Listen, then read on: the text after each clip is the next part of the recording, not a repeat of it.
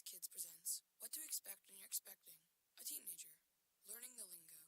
GOAT, G-O-A-T, acronym, stands for Greatest of All Time, as in spaghetti sandwiches for dinner? They're my fave. Dad, you're the GOAT. You don't have to speak teen to be a perfect parent. Thousands of teens in foster care will love you just the same. Visit adoptuskids.org, brought to you by the U.S. Department of Health and Human Services, Adopt U.S. Kids, and the Ad Council.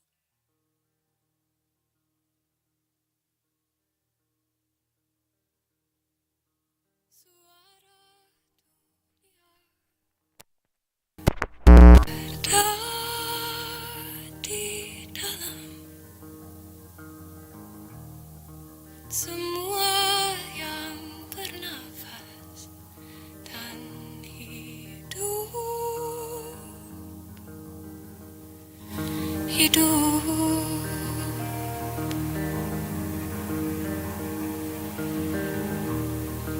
kita kini melihat semua di luar,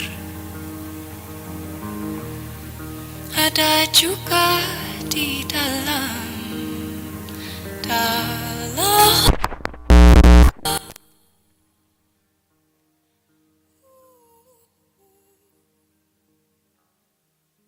darahku, air, batu, tulangku, tanah ini.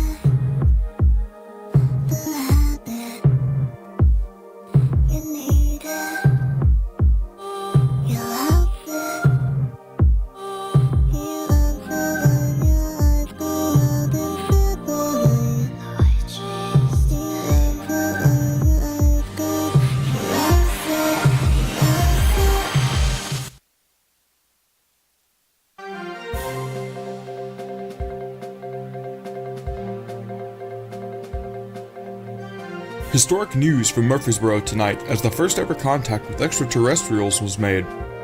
Their message? WMTS is out of this world.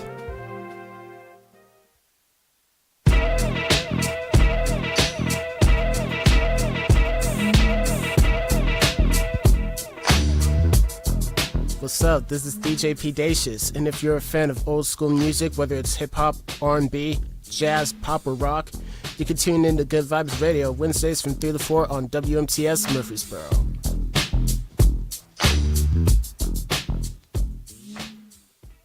Hi, I'm Danica Patrick. Watching my nieces grow, play, and learn is amazing, but not every child gets to be carefree. 1 in 6 kids in the U.S. are hungry. This breaks my heart, and it's something that Feeding America is working to change. Each year, the Feeding America network of food banks rescues billions of pounds of good food that would have gone to waste and gives it to families in need. To help, visit feedingamerica.org. Brought to you by Feeding America and the Ad Council. WMTS programming is made possible by contributions to our station from listeners like you. Thank you. Hey, this is Greta Van Fleet, and you're listening to 88.3 WMTS Murfreesboro. This is the 2448 show, hosted by Adam Brown, produced by Connor Smith.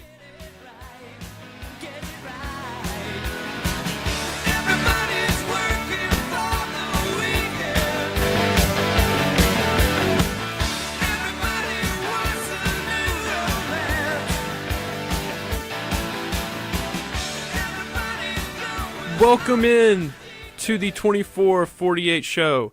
I'm your host, Adam Brown. My producer is Connor Smith, and we are working for the weekend every Monday, looking back at the football weekend that we just had and looking ahead and giving you all the news and notes that you need to know about the upcoming football weekend. Connor, how was your weekend? Man, mixed emotions. I mean, it ended well for me, but I don't know, man, a lot to think about. And thoughts looking in next weekend? About Tennessee or Bama? Or both. Tennessee, that's a game where you can kind of try out your backup, see what you have there, kind of play the quarterback situation more. But for Bama, I mean, this is going to be rough, obviously, playing Ole Miss without a quarterback right now. So I'm not sure, honestly. I always have to let Connor air out his Bama grievances. I didn't think this was going to be a season of Bama grievances, but here we are. We're going to start with everyone's favorite topic. We're always going to start with Tennessee, Florida. If we don't have a Tennessee, sorry, Tennessee. I'm burying the lead, Connor. We're always going to start with Tennessee if we don't have a guest, and we don't have a guest this week. But in the Tennessee-Florida game, we're going to start with everyone's favorite topic, and that's the referees. Yes, I'm going to complain about referees, and not because I want to, but because I have to. I don't want this show to be. I don't want this show to be about refereeing, ever. I don't want that to be the case because I want referees to get out of the way and do their job. And if they do their job, then you're not going to hear anything about officiating, and that's how you know you had a good game. And we've talked about this last week. I'm not on the train of referees never decide a game, and I'm usually not on the train of the whole game was lost by the referee. Because where I sit, and we said this last week, is in football and a lot of sports, the game can be decided by somewhere between 2 and 5 plays. And if, 3 of those 5 plays are officiated incorrectly, you may have a problem. And I feel like, 3 out of those 5 plays was officiated incorrectly against Florida. Would you agree? Yeah, absolutely. I mean, like you said, the game was not on the referees, but there were several plays where it kind of killed Tennessee's momentum and allowed Florida to stay in there in the swamp in a hard environment where it made Tennessee work twice as hard. As they would have stuff. to. Yes. Right, and Reed Carringer, he's a good Twitter follow if you don't.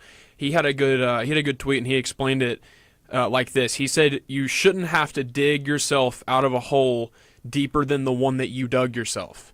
And Tennessee dug a deep hole in the first half, and they were in a rough spot by their own fault. It was their fault, 100%. After that first little sequence where they blocked the field goal and then scored in 4 or 5 plays, after that, everything went to hell, and it was on them. It was on them, 100%. and they dug themselves a pretty deep hole. But then they came out in the second half and started to do the things that they needed to do to dig themselves out, and they were not allowed to.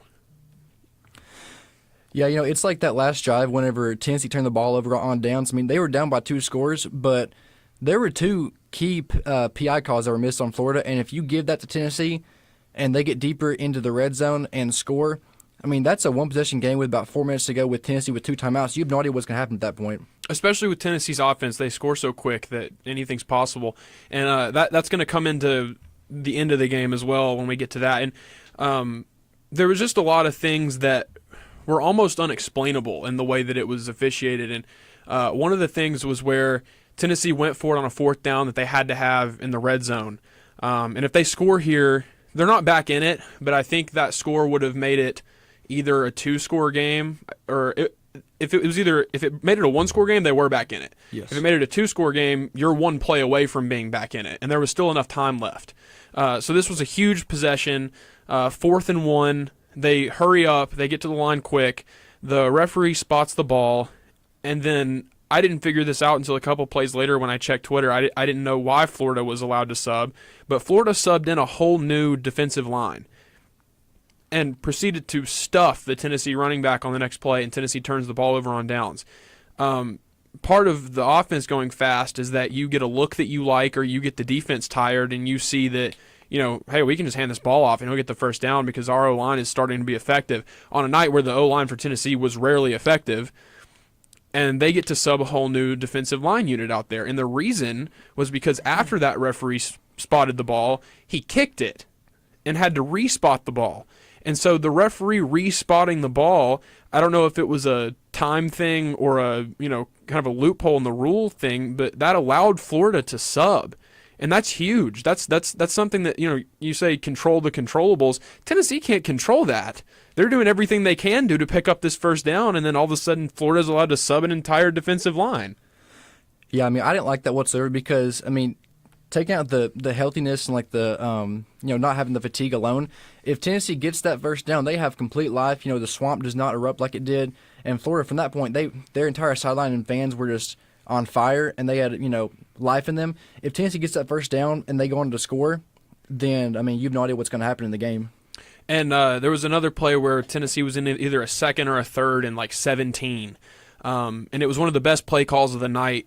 Tennessee had Florida's entire defense going right, and then Joe Milton turns back and throws it to Castles, I believe, the tight end, and he's got 30 yards of space in front of him. It was a running back, either Jabari Small or Jalen Wright. Castles is on my mind because what happened was he had Castles as a lead blocker, and one of the Florida players took a bad angle on the running back, and Castles stepped in just to make absolutely sure that Jabari or Jalen, whoever it was going to pick up this first down, and he had the first down and more, and it was huge. It would have been a huge momentum shift because it set them up in scoring position too, if I remember correctly. Yes. And Castles steps in and doesn't even knock the Florida player down, just steps in between him and the ball carrier.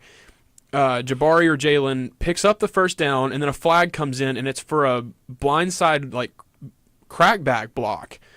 And we're all looking around like, where did that even happen? I was in the swamp. Everybody's looking around at each other in the group of Tennessee fans that I was kind of sitting around. We're like, what was the flag for? And then we look up at the jumbotron, and it's Castles putting his shoulder into the chest of this Florida player that's just not looking at him. And it was the softest crackback block call I've ever seen. And I'm usually all for that because there are some nasty crackback blocks that happen, and I'm glad that play is illegal because it should be. I mean, it would take people's heads off on a weekly basis if it wasn't. But that is not the spirit of the rule. That play was not the spirit of the rule. No, I mean, and about that, like you were saying, some things, it's like the targeting rule. It's really good for the game if it's used correctly. But at what point are we taking away the contact in football? Because everyone knows football is a very, very physically demanding sport, and if you can't take the hits like that, then go play basketball or baseball. But I mean, at what point are we going to say, just take off the pads and put your flags on? Well, another problem is whereas they were not okay with contact there, they were more than happy to allow contact whenever it was between a Florida corner and a Tennessee receiver, especially on that last drive where Tennessee had to have a touchdown.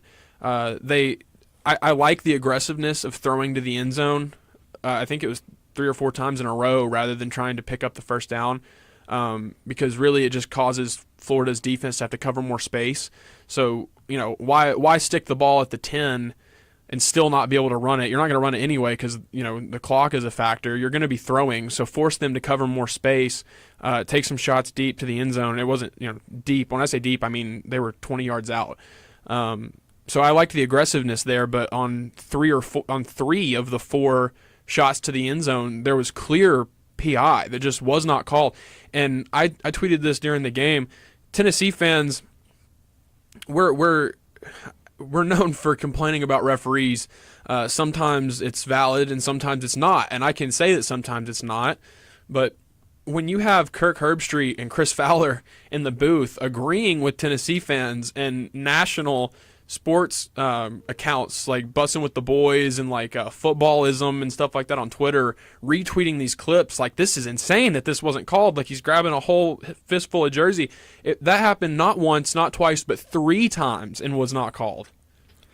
Yeah, I mean, everyone likes to go hate on the Vols fans because they do their fair share of whining, no offense, but whenever it's good stuff and they need to complain because it's missed calls, like that change the outcome of the game, and the best mind in football like Herbstreit and Fowler are saying this should have been called, then I don't know why we're going at the Vols fans, not going at the officials and saying, why did you not call this, like, and hold them accountable.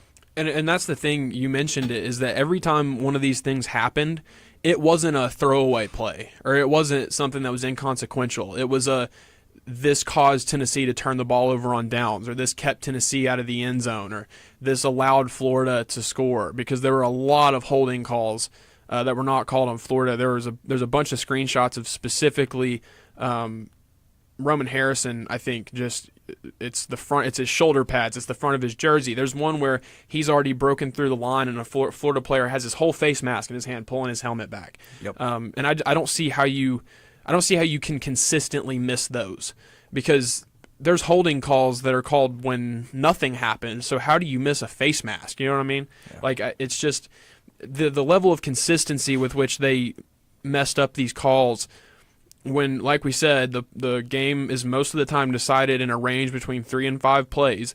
The consistency with which they missed calls, it was almost inevitable that they were going to hit one of these important ones, and it was a shocking level of consistency on the critical plays where something was missed. But the whole reason I wanted to start that way is because I wanted to get it out of the way. Yes. I don't want to talk about that the whole time, because it wasn't the reason Tennessee lost the game. It's a problem, and it's something that needs to be addressed, and I think at some point, this is never going to happen. This is never going to happen, and I hope it does. I hope I'm wrong. But coaches and players are required to go to a press conference after the game. In the NFL, they're fined if they don't show up to the press conference. Referees influence games, walk back to the break room or whatever it is, get their to-go box and leave, and are police escorted back to the airport or the hotel or wherever they're supposed to go, never to be heard from again until eventually one of the good ones becomes a Fox or ESPN rules analyst, where they, a lot of the time, disagree with the call on the field.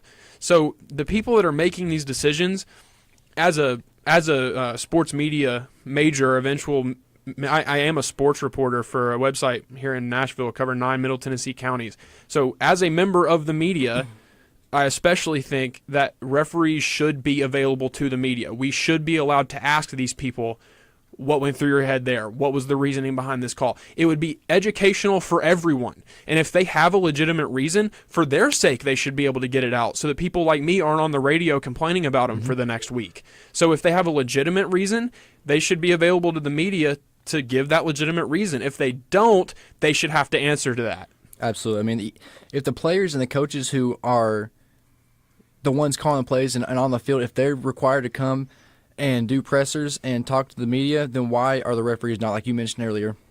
It's ridiculous that there's no accountability whatsoever. And they can say, like the SEC office does, like the grades or whatever. What happens if they get a bad grade? They don't get to do the primetime game next week. If the officials are concerned about whether or not their game is on primetime or national television, that's all the problem right there.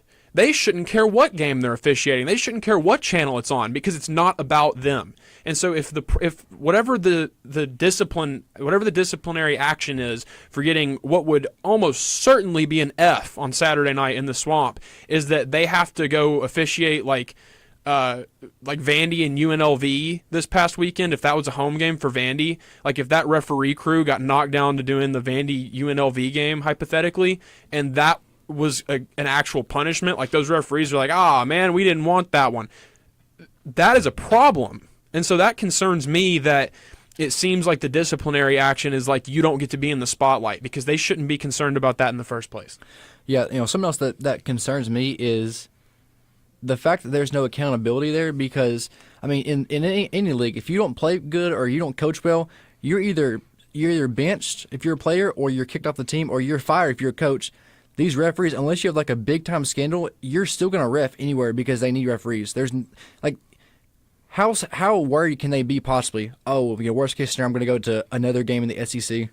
Like, there's no punishments. Yeah, I think accountability with the media would be a huge step towards getting it right. But also the way that we officiate football is kind of crazy when you think about the technology that we have. Because if the people in the booth are like, oh, that's very clearly a touchdown, we can see it on the screen, let's go down to the guy that just had his head under a hood for 5 minutes and see what he thinks. And then he says that it was out. And that's what we go with when all of America can see that it was a touchdown. Why are we still doing this? They can pinpoint the exact position of a tennis ball on a tennis court, and we're using a chain gang. We're just eyeballing it on the sideline.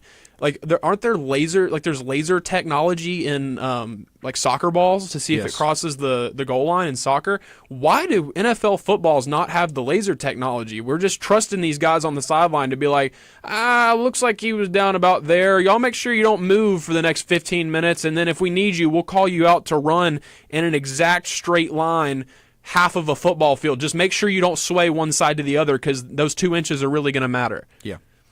So moving forward, it is going to be the policy of this show to push for referee accountability post-game. There should be press conferences, and we should just go ahead and get rid of them altogether and use laser technology and replay. Absolutely.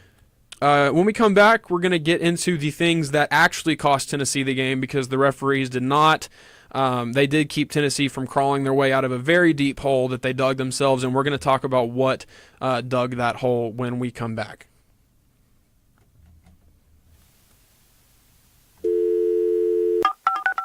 If you ever want to make a song request, call us at 615-898-5051. That number again is 615-898-5051.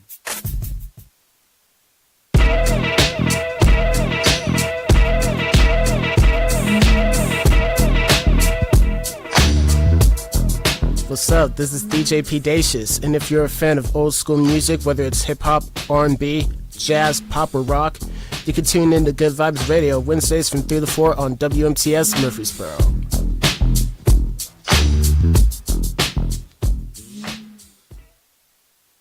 Hey, hon, what you doing with your phone? Do flowers have best friends? I don't know. Hey, look. Whoa. Some answers can only be found in nature. Discover the unsearchable. Visit discovertheforest.org to find a trail near you. Brought to you by the United States Forest Service and the Ad Council.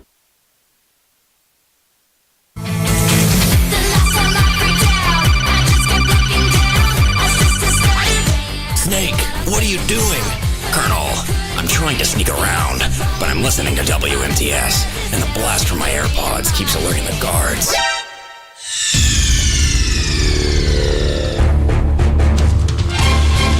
You're listening to 88.3 WMTS Murfreesboro.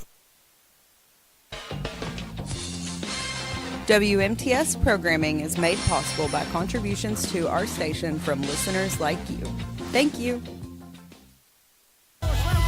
From the depths of the earth, Operation Lifesaver is in effect as of right now. Hi, I'm DJ LJ, the host of Operation Lifesaver every Monday morning from 9 to 11 a.m.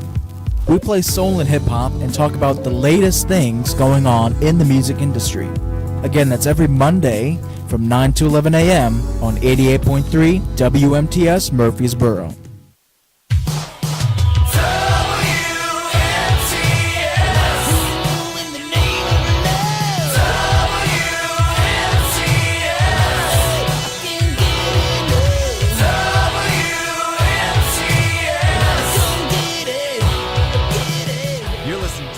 WMTS 88.3 Murfreesboro. Welcome back to the 24-48 show. We spent the first part of the show going over the referee miscues in the Tennessee-Florida game, but that was not the reason that Tennessee lost that game, Connor. No, I'm not even going to put the loss on the defense, because if you would have told me last week that if they allowed 29 points, I would say probably Tennessee won, but they didn't get the run game going. They couldn't do anything passing-wise. It wasn't that they couldn't. They just refused to outside of screenplays. So they've got some issues up there up front on the offensive line and offense in general they need to look at this week. Well, I agree with you about the 29 points, but the problem is it shouldn't have even been that much, because Tennessee's tackling was atrocious and the coverage in the secondary was terrible. And so while 29 points for Tennessee's defense is usually good against an SEC opponent, because Tennessee's offense averages like somewhere between 35 and 45, or they did last season. That's a decent game for them. That's one that is probably close throughout, and then they do what they have to do at the end to win. But I disagree. I do think a lot of the loss is on the defense, but I think the number one thing that the loss is on is the O-line. And Cooper Mays didn't play. I think it was probably made to look like he was going to be ready for this week.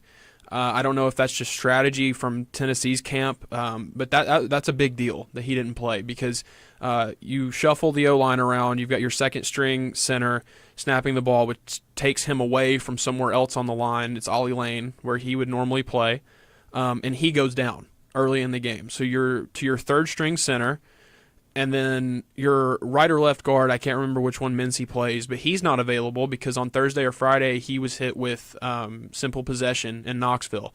And the team decided that his punishment was going to be that he couldn't play on the O-line, but he could play special teams. And he did not play on the O-line. So you're down 3 guys on your O-line in the swamp opening SEC play. And that's not going to go well pretty much ever, if you kind of lay that situation out. But that's not an excuse either. They were bad. They were really bad. And the thing that makes it so that it's not an excuse is because what string you are on the depth chart does not matter when it comes to false starts. Nope. Whatever position you are on the depth chart, you shouldn't, I'll say that, you shouldn't be more likely to jump or to hold or to anything like that. The other guy across from you might be better because you're not the starter, and there's a reason for that. You might be a younger guy. You haven't really grown into the system or the offense, maybe if you're a freshman or if you're a sophomore. But again, your position on the depth chart does not equate to the amount of penalties that the O-line caused Saturday night in the Swamp. Yeah, the penalties kind of racked up, and as you said, the defense they couldn't tackle someone standing right in front of them. It was rough. They need to assess that secondary, especially Kamal Haddon. I don't know why he is still on the team. I mean, this guy continues to just mess up and mess up and mess up. It's like is Tennessee's secondary that much in shambles that you can't start someone else? So I had this later in the rundown, but you bringing it up is this is a good time to talk about it. Is Tennessee's secondary coach is Willie Martinez, and Kamal Haddon reminds me a lot of the guys that played corner when Butch Jones was in Knoxville, the guys that were problematic. Alontae Taylor was fantastic for most of his career, other than like the BYU game where he busted the covers that allowed BYU and Zach Wilson to win that game. The other guy that was really good was Cam Sutton. He's was a Pittsburgh Steeler for a while. He just went to Detroit, I believe. Yes. He's had a really good NFL career. And those two guys are a product of I can't remember if Jeremy Pruitt recruited Alontae Taylor or not. I feel like he was there Butch's last year, but either way, they are both products of the good recruiting that happened when Butch and Pruitt were there, and they made themselves into what they were because Butch and Pruitt couldn't develop talent to save their lives. But the rest of the secondary beyond those guys, for most of those two coaches' careers, other than there were some safeties that were really good too, like Brian Randolph was always really solid. Reeves-Maben was pretty good. Yes, Reeves-Maben was a linebacker, but I really liked Jalen Reeves-Maben. And you've got the name just left. I'll remember it we're going to get halfway through this segment, and then I'm going to remember it. I mean, I know you're thinking of, but It was the Todd Kelly Jr. Yes. Todd Kelly Jr. was another secondary player that was really good under Butch. But there were guys like Warren Burrell that was always an issue. Emmanuel Mosley, who strangely enough has been really good with the 49ers, was a liability on defense. And so Kamal Hadden reminds me a lot of some of those more problematic guys from Butch's tenure. And I want you to guess, Connor, who the secondary coach was under Butch Jones. Under Butch Jones? Mm-hmm. Is it the same guy now? It's the exact same guy now. Yep. So when Heupel came in and put this staff together, like I know Willie Martinez is, I guess, respected, and like he brings in a sense of like he's been here before, but I did not understand that hire when that and not a lot of attention was paid to that because I recognize the name. And you have people like VolQuest tweeting out like Willie Martinez makes a return in Oxville. Josh Heupel hires secondary coach. I was like, what about his last stop made it so that he was a sought-after candidate for this job? And the secondary looks so similar to them that it's consistent enough for me to place that on him. Yes. And so I think Hadden has the ability to be a good player. I don't think he has a good coach. I think he does some really stupid things sometimes, but I don't think he has a good coach. And we'll get into the post-game stuff later, but the one thing all night that I wasn't mad at Kamal Hadden for was stepping in and trying to stick up for his guys in that fight. And that's the one thing that I do respect about Kamal Hadden is he's the most passionate player on the team, and it's not close. And sometimes you want those guys, he's the, I wouldn't call him the leader of the defense, but I guarantee you he's the energy guy. Yes. And so, and he's made some good plays against Virginia where he, played the receiver's hands and knocked those balls away. So I think he has it in him. But I'm out on Willie Martinez after Florida. And I was already, to be honest with you, I was already out on Willie Martinez after the South Carolina game last year. Yeah, no, I mean, in this day and age of college football, if your DBs can play just above average, like solid to above average, you're doing pretty well because of how the high-flying offenses are. But it's consistent, like you said, even in the Bush Jones era, so nearly 10 years now, that Tennessee has not had a good secondary as a whole. And I don't know why in the world the AD and the coaches there continue to just be like, it's whatever. We can get by with it. The good news is Tennessee has Caleb Beasley from Lipscomb, the number one player in the state of Tennessee, coming in next year, and I'm really excited to see what he does. Hopefully he has somebody better coaching him than Martinez. Yeah.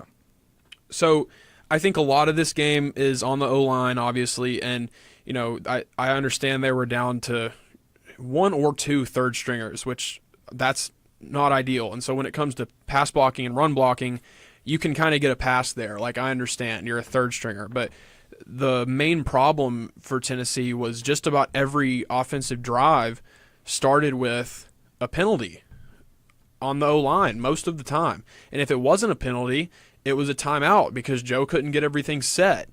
And if it wasn't a timeout, it was a negative play because the O-line couldn't block. And so you're a liability to the entire offense as the line. That's why people say the quarterback is the most important position, and that's true.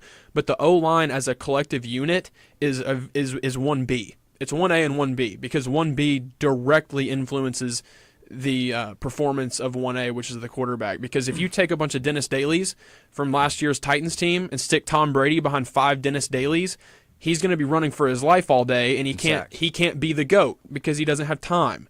So if you stick a bunch of nobodies in front of Joe Milton, and not that line was a bunch of nobodies, that's not what I'm saying, but if you stick a bunch of nobodies in front of Joe Milton, it doesn't matter how far he can throw an orange. It doesn't matter because he doesn't have time. And so we were talking about Tennessee opening up the playbook for Florida, and there were some plays where they did that. And so I feel like that validated that theory a little bit. But the problem is like 80% of the other offensive snaps were all wide receiver screens. And I really don't think that is Heupel's offense this year. I just really can't see that being the case. And so what I think it was is they knew their O-line couldn't protect Joe long enough to get the ball out there. And I think that's what caused the interception. No, you don't want Joe looking up and seeing how high he can throw the ball and just chucking up a 50-50 that's nowhere near the receiver, but he got hit as he threw it, and he was running around before he threw it because he had no time. It's a miracle that they scored the first touchdown on a deep ball, and I guess that's just because Tennessee's O-line wasn't tired yet. I don't know. I mean, like that interception, I feel like that was the turning point of the game, not on Milton. I mean, maybe he could have made a better read, but also he was trying to get the ball away and maybe throw it out of bounds, but that hit might have taken it where it went to right to the Florida guy. But, I mean, that first drive, they were playing very well, and like you said, maybe they weren't tired. But you've got to, as OC, you have to adjust to that and, do some RPOs, some checkdowns, screenplays, not that many. But they didn't adjust at all, and they, it showed tonight or Saturday night. I think the adjustment was the screens. But it's just unfortunate that we didn't get the answer to, if you believe the line of thinking I'm using where that was the adjustment, we don't get the answer to the playbook question that we've been asking on the past two shows. And so I don't think we're going to have that answered until South Carolina. It's UTSA this weekend, but the weekend after will be South Carolina, and Mays should be healthy by that point. Mincy won't be suspended. Yes. And I think that's when we'll truly find out what this offense is going to be, because the O-line will be healthy, so Joe should, in theory, have time. So it's either Hazel or Halsey, the offensive coordinator, but he and Heupel will have the ability to call whatever plays they want to call. And so coming out of South Carolina, if it was 80% screens, then that's just what it's going to be, and that'll be the answer. But right now I don't feel like we have the answer to that question yet, which is really unfortunate because I thought we would have that after Florida. It's unfortunate, but at the same time, you can look forward and think, okay, this team showed some good play, so maybe this isn't the team. But I mean, it's week 3. You don't know what kind of team you're going to have in 5, 6, 7 weeks. Yeah, and just if you can't tell by how we've been explaining this so far, we don't think that loss is on Joe Milton at all. No. Under the circumstances, he had a good, not great day. And going into this season, we said we just need Joe to be good, not great. He doesn't have to be Hendon Hooker. And honestly, at this point, I think I knew last year watching Hendon, it was, okay, this guy's special. We need to appreciate this. And just about every game, I took a second to kind of be like, this guy always does the right thing. Like that's so rare. He always does the right thing, and we have a really special dude down there playing quarterback right now. And even then, like taking that couple of minutes just to kind of sit there and reflect last year, I still don't think I appreciated it enough, because then we came into this season expecting it to not be that much of a drop-off, which I think there was some logic to that.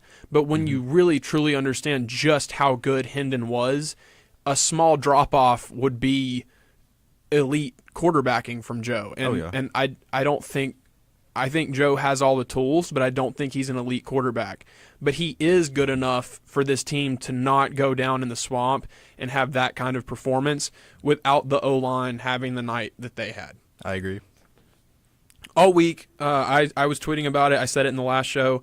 The Tennessee-Florida game always comes down to the rushing yards, and Florida outrushed Tennessee by quite a bit. And we said that if Tennessee had more rushing yards and lost, then Joe Milton was terrible.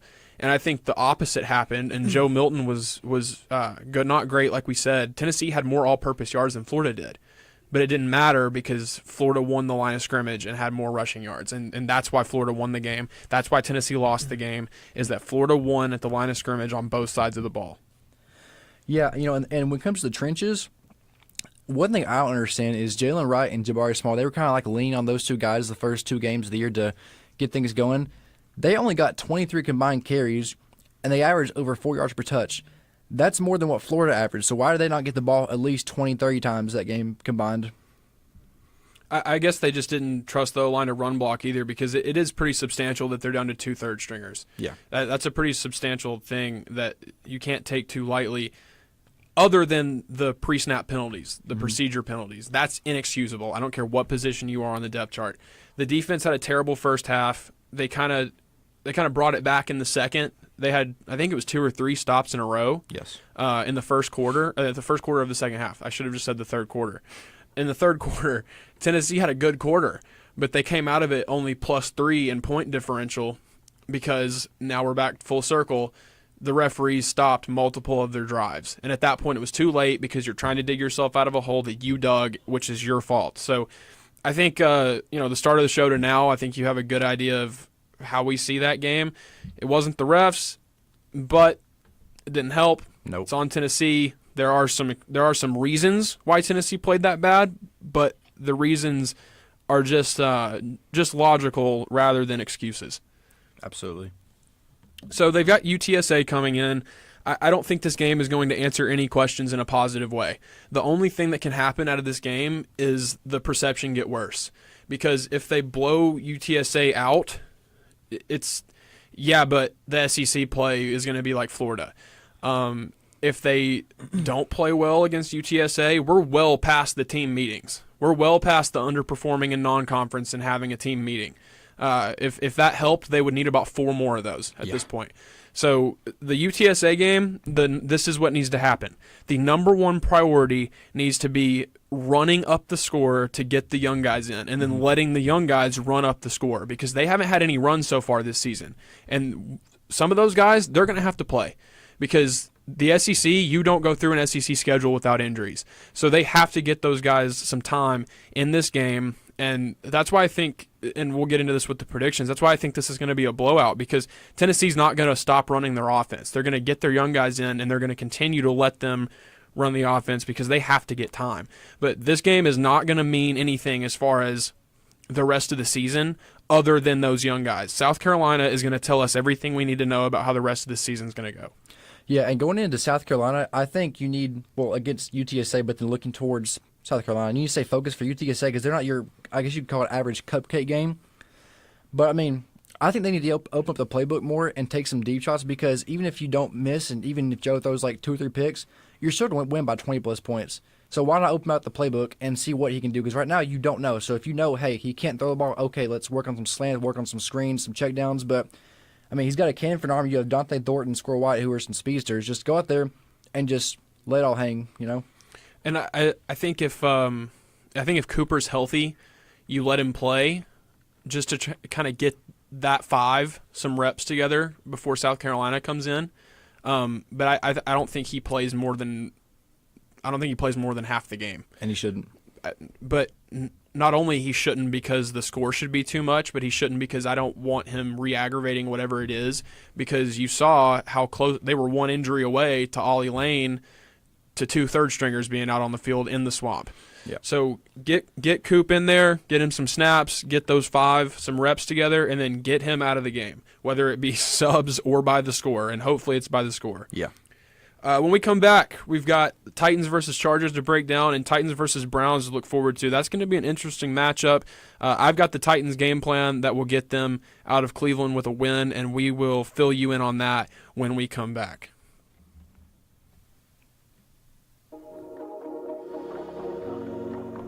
Hi, this is DJ Hannah Banana on 88.3 WMTS Murfreesboro. You can tune into my show, Bahana Radio, every Tuesday, 10 to 11 a.m., where I play pretty much any type of music that I'm vibing with that week. Hope to see you there.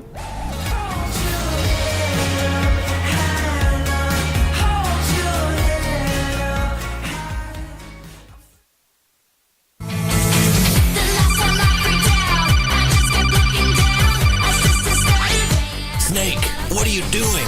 Colonel, I'm trying to sneak around, but I'm listening to WMTS, and the blast from my AirPods keeps alerting the guards.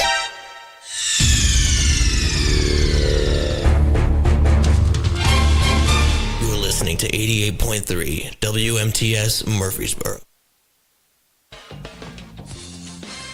WMTS programming is made possible by contributions to our station from listeners like you. Thank you.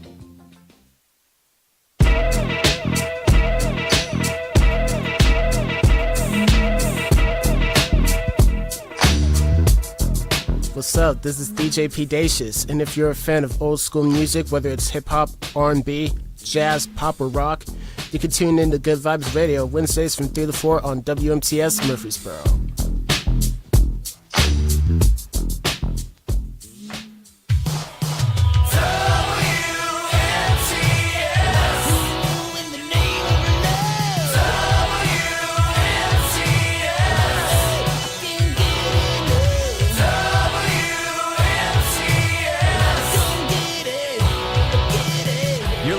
WMTS 88.3 Murfreesboro.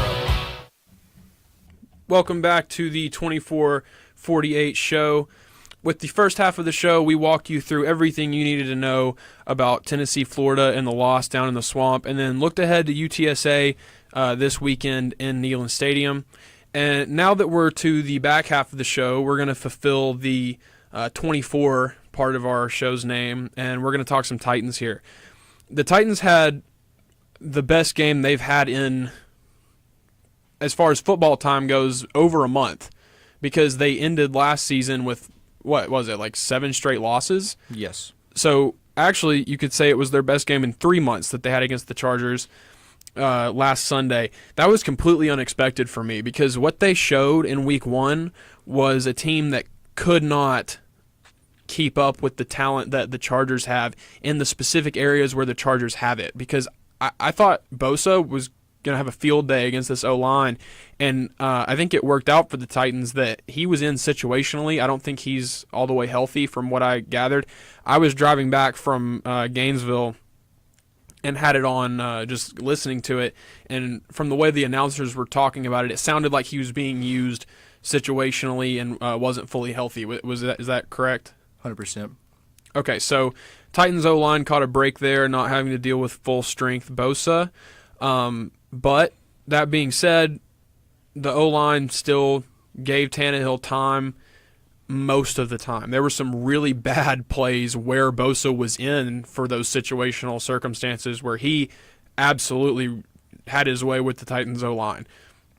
So that's still something that needs to be fixed when there's a really talented pass rush, and we're going to see it against the Browns with Myles Garrett. So whatever questions weren't answered by Bosa will be answered by Garrett. He'll make sure of that.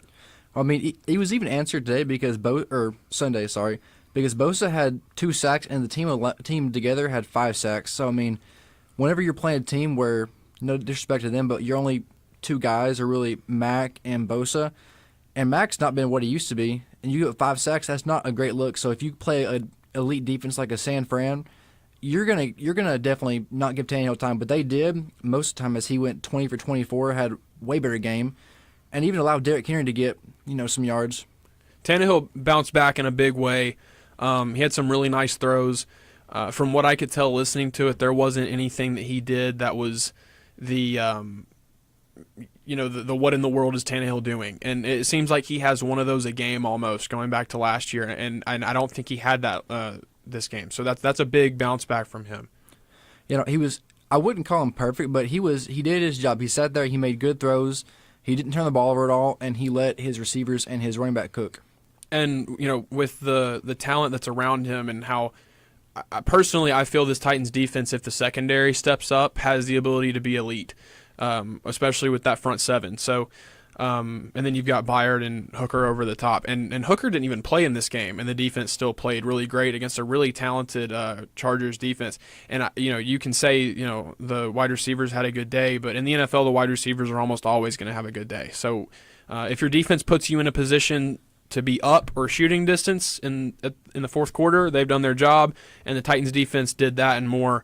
And I really do think that this defense, if people like Fulton and McCreary had a great game. Yes. So when things like that happen, when McCreary steps up, when Christian Fulton steps up, who's the Molden? When Elijah Molden steps up, this defense has the ability to be elite. The play calling, in my opinion, was much, much, much better. Specifically with the Tajay Spears, Derrick Henry snap share, it was a lot less. It was a lot more relief over necessity with Spears. It was Derrick needs a break, or we're going to throw him off here with this play call. Let's get Spears out there instead of let's get Spears his designated 10 to 12 touches or whatever it was against the Saints. Yeah. And some of that really surprised me. I wouldn't say surprised, but it was really good to see. Was at one point the Titans were down 11-0 in the second quarter, and they came back and scored 27 points. The rest of the way, it's really hard, especially down 2 scores against a team like that, to get back in the game and win it. Like they did. But I like the way they kept fighting there and stayed in the game. If they could, that's an easy team to give up against, because it's like they've got Derwin James, they've got Bosa, they've got Khalil Mack.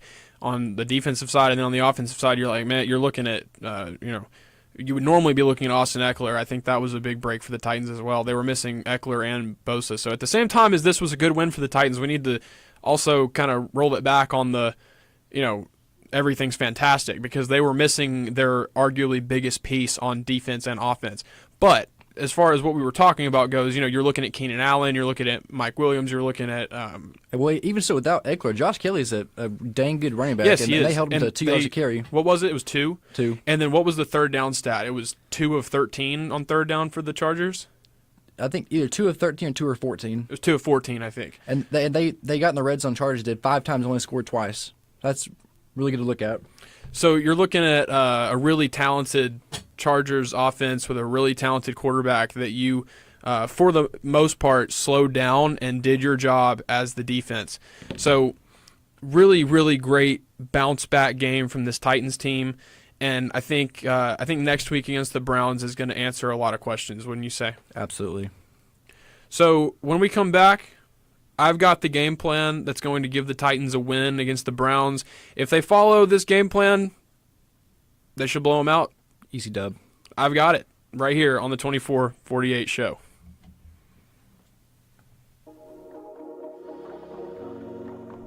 Hi, this is DJ Hannah Banana on 88.3 WMTS Murfreesboro. You can tune into my show, Bahana Radio, every Tuesday, 10 to 11 a.m., where I play pretty much any type of music that I'm vibing with that week. Hope to see you there.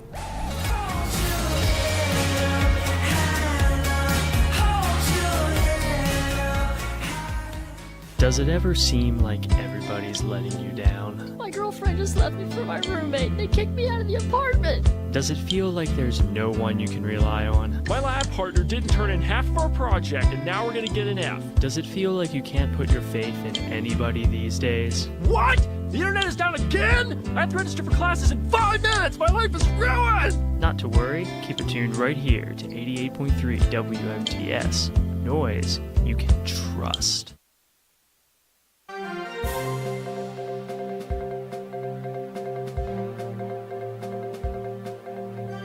Historic news from Murfreesboro tonight as the first ever contact with extraterrestrials was made. Their message? WMTS is out of this world. Hi, I'm Danica Patrick. Watching my nieces grow, play, and learn is amazing, but not every child gets to be carefree. 1 in 6 kids in the U.S. are hungry. This breaks my heart, and it's something that Feeding America is working to change. Each year, the Feeding America network of food banks rescues billions of pounds of good food that would have gone to waste and gives it to families in need. To help, visit feedingamerica.org. Brought to you by Feeding America and the Ad Council. WMTS programming is made possible by contributions to our station from listeners like you. Thank you. If you ever want to make a song request, call us at 615-898-5051. That number again is 615-898-5051.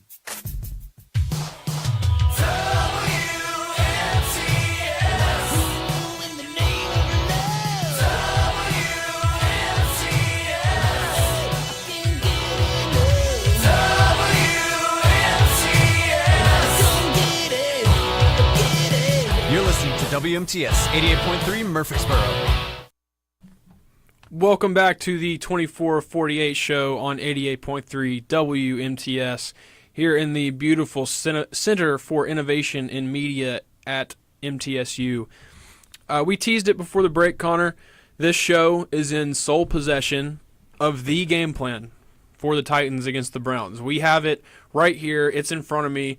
You can't see it. The audience can't see it. The YouTube can't see it. It's on my computer right here in front of me. I have it. Got to listen to it, and Brable, make sure you're listening. He needs to be listening. And I'm such a nice guy that I'm not going to make them pay me for it because I want them to win on Sunday. So I'm going to make it public right here. We have breaking news on this show. We have the game plan that will beat the Browns for the Titans. Let's hear Adam.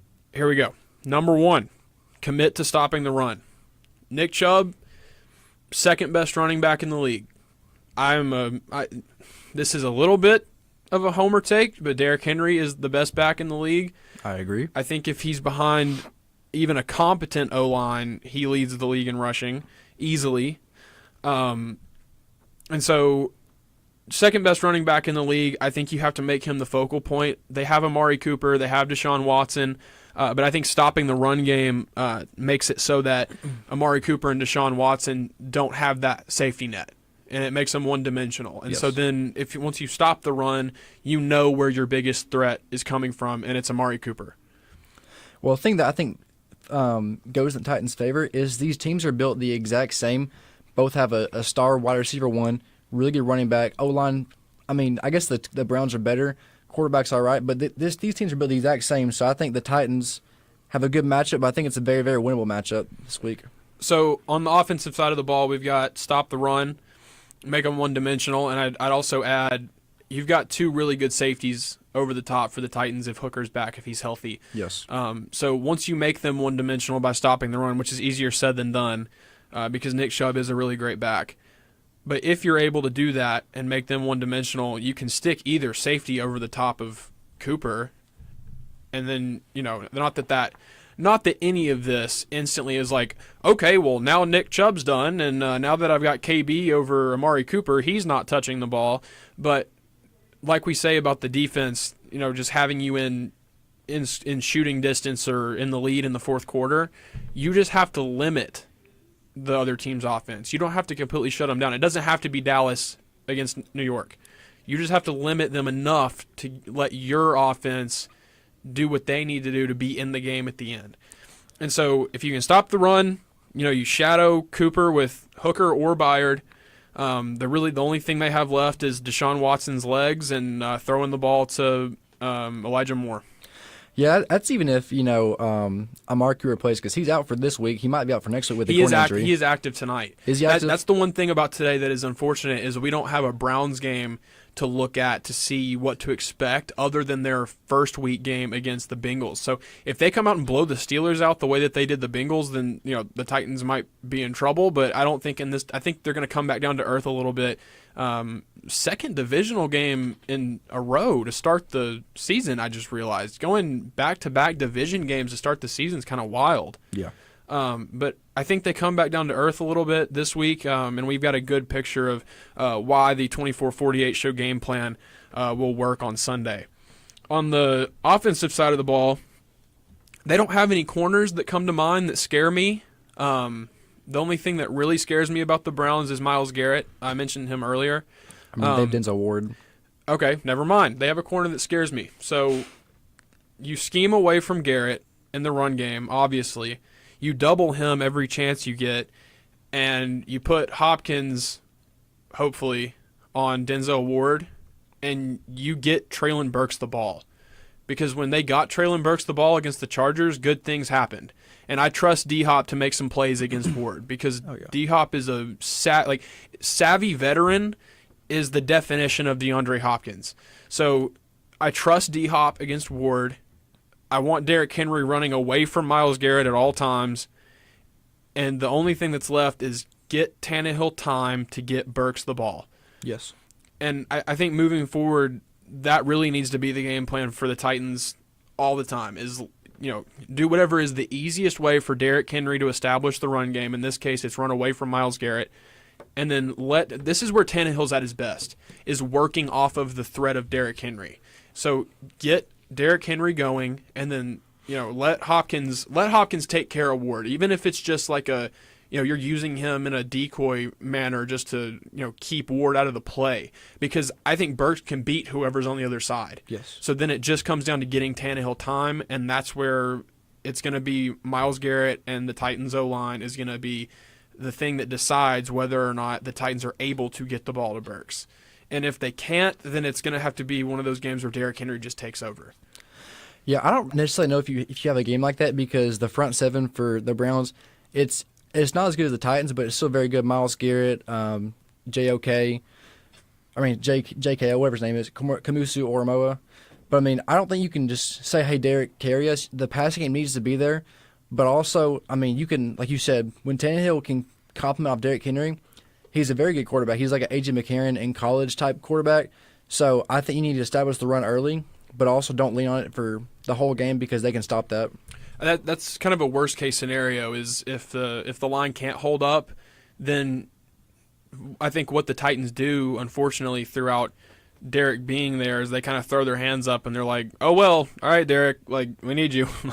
And that's what makes him so special, is that a lot of the time that works out and he's able to carry them to a win. And there's been times where he hasn't, like specifically that Packers game in the snow a couple years ago comes to mind. Yes. Where they just completely shut him down, and then there's no passing game to go to because the weather's terrible and it's icy and everybody's cold. And when Tannehill doesn't have that Derrick Henry threat, he's average to below average. I think more below average than average most of the time. So that's what makes Derrick so special, is a lot of the time he is able to just kind of backpack the team.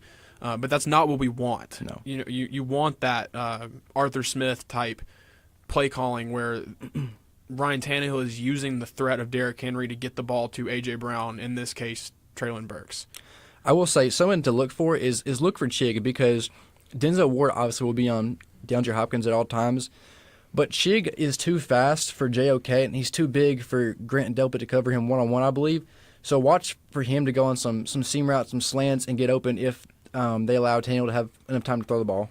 That's definitely something. I'm glad you said that.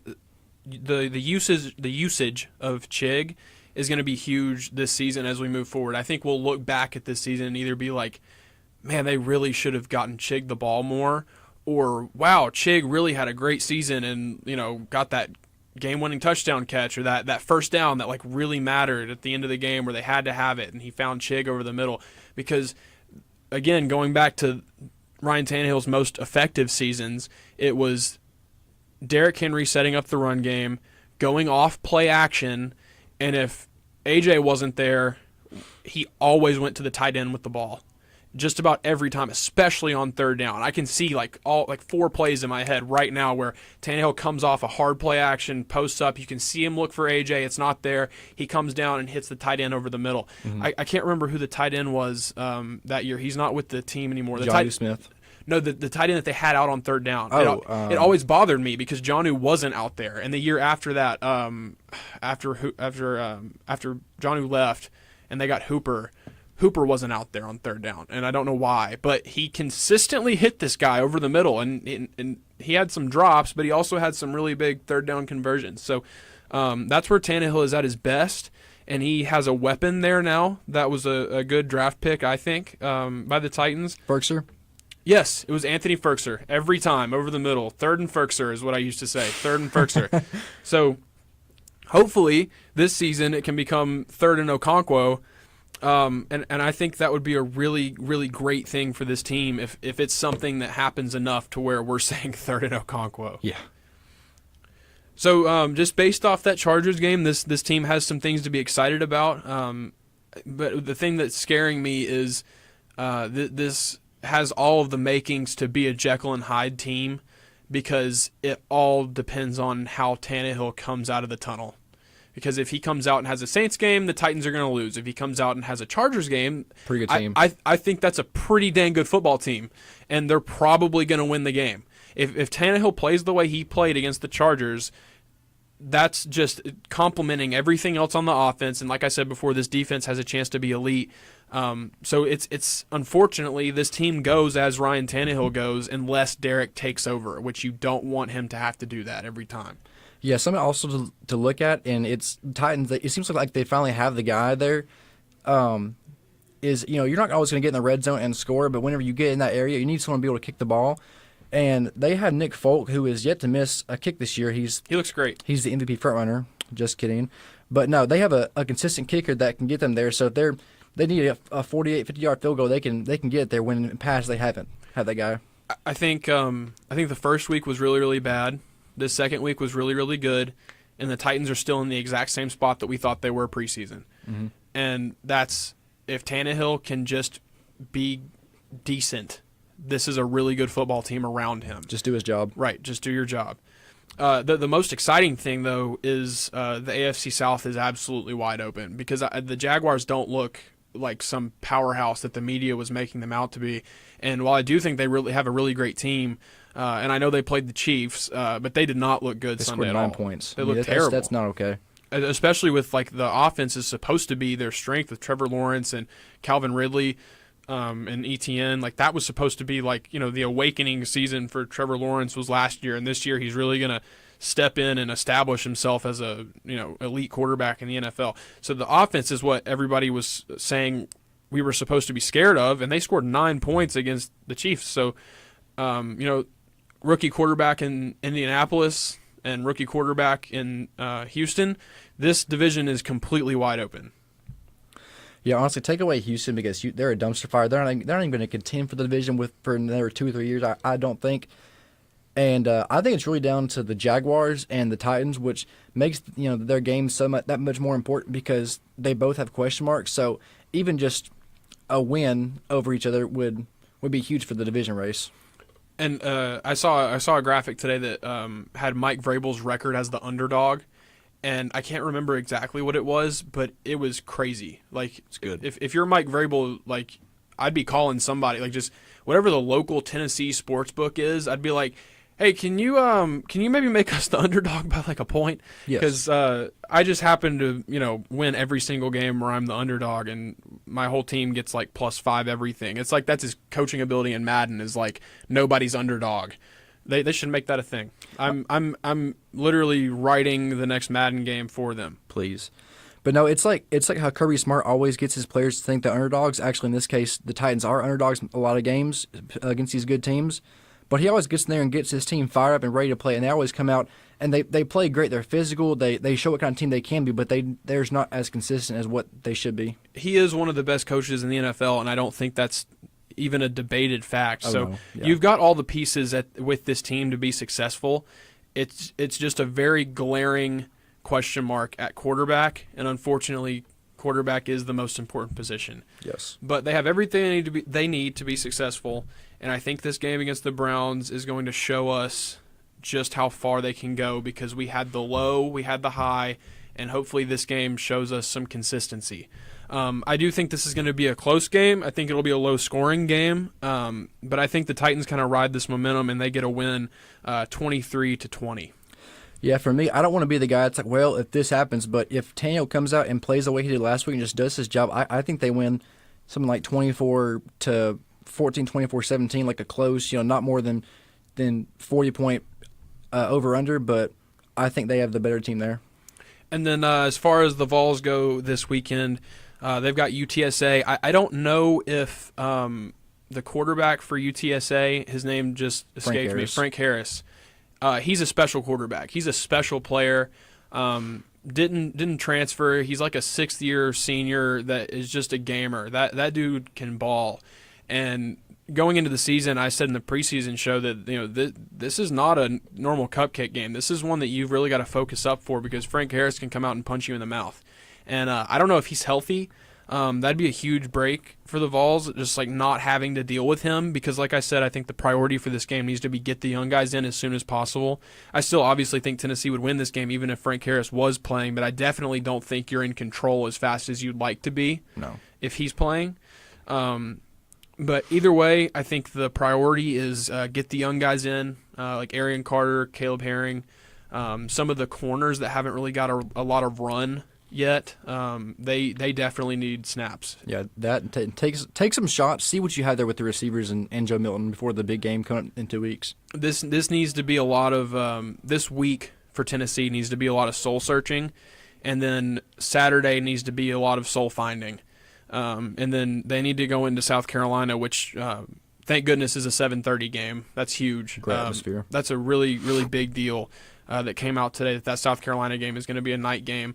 Neyland is a weapon that the new administration with Danny White they've used it to their advantage, and they're going to be able to do that against South Carolina now. But I think Tennessee wins 48-20. They could even win. They could even win in the 50s to 20, just because I don't think they're going to stop running their offense. It's not going to be like, okay, let's run the ball, run the clock, and get out of here. It's going to be we need to let these young guys put up points, because they need to see what they've got. Because you're not going to get through the SEC schedule without injuries. Yeah, I'm with you. I think that they're just going to blow them out. I do think that that UTSA might have some hiccups more than what we thought in the preseason, just because they've not looked as good. So I'm going to go Tennessee 45-13. Okay, so we are unanimous here on this show. We've got Tennessee, the state of Tennessee, having a good weekend with the Titans and Vols both getting it done. Connor, Alabama has Ole Miss, Lane Kiffin and Ole Miss. We know the history there. Jalen Milroe was named the starting quarterback moving forward today. How are you feeling going into that SEC West? What's kind of become a rivalry with Kiffin there. Yeah, Kiffin likes to run his mouth, so it's gonna be a rivalry while he's there. No, I'm really nervous because it is at home and that gives us a huge advantage. But and I think the defense can stop Ole Miss's offense. But if we saw what we saw last week against South Florida, where the O-line we're just getting hammered, it's not gonna matter who's out there at quarterback, Milroe, Ty Simpson, anyone. They're not going to be efficient. And if you can't score at least 25, 30 points, at least you're not beating Ole Miss because Ole Miss has a potent offense. What time is that game? 2:30. Okay. I will be on the road to Knoxville, and I'm really looking forward to listening to that game because I think it's going to be a really good game. Yeah. I always have complete and total trust in Nick Saban. Even as a Tennessee fan, I just respect him so much as a coach. And I think he's going to have those guys ready to go. Mm-hmm. It's just going to be a matter of can the guys on the field get what he's asking them to do done? Can they do what they're asked? Yeah, and it was Dallas Turner, Kool-Aid, and J.C. Latham called a players-only meeting yesterday to kind of get things off their chest. And now, according to Tyler Booker, the starting guard, they're on the same page. He's always talking. I'm still waiting to see it. But this game is either going to make or break Bama's season. They're going to go out there and dominate like they should, and we're going to be like, okay, Bama's back, or they're going to struggle again and be like, okay, this is going to be what we're going to have for the season, just another struggle season. Well, not to rain on your players-only meeting parade. It didn't help Tennessee. That did not help Tennessee at all. So, not that I don't think a players-only meeting can be beneficial, but so far, player-only meetings are 0-1 this season. Might be 0-2 this week. All right, that is going to do it for us for this week. We've got a really good slate of football coming up this weekend. We're excited about it, and we will have all the reaction, news, and notes that you need right here on 88.3 WMTS on the 2448 show next Monday. We will see you guys then. God bless.